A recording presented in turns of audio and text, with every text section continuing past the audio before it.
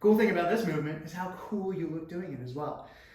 But seriously, there's so much value to be gathered from this. And so let's start with the why.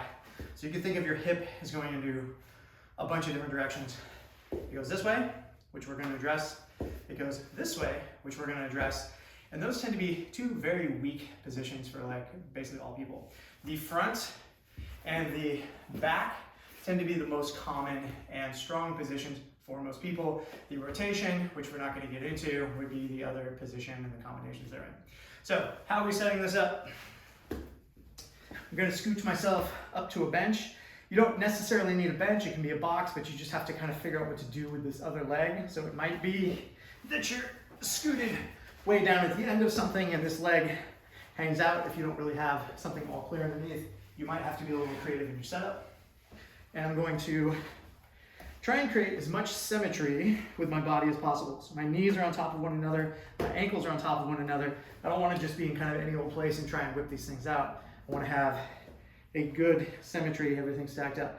Then you notice I'm actually on top of my shoulder and my hips are stacked. Very common, folks want to kind of start it from here. This is going to get away from our stimulus and start using our already strong muscles where we want to get into some of those weaker nooks and crannies.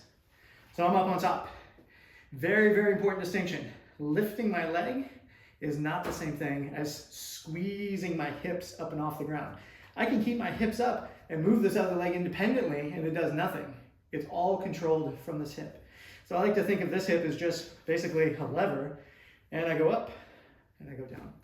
Intermixed with this, and this may vary depending on what your program is, but the way I like to pair it is that I'm also getting elevation of this leg and hitting that one isolated piece of the glute. And I'm already cramping there because that is a spicy space to get into. If you cramp a little bit, it's not a big deal. Your muscles just aren't used to it, or you're cold like I am. So squeeze, place down, and then elevate. Very important, I'm trying to maintain that same straight line and elevate versus this. Look, I can get my hip up here all day. This is not what we're trying to do. We're trying to create a squeeze there. Very, very challenging. So as you go through this, this is conditioning the inside and the outside of your hip so that you essentially have better equipment to stabilize your knee back and forth, okay? As you get better, you can go out to here. Much longer lever, much more challenging, and as you might guess, ultimately more productive.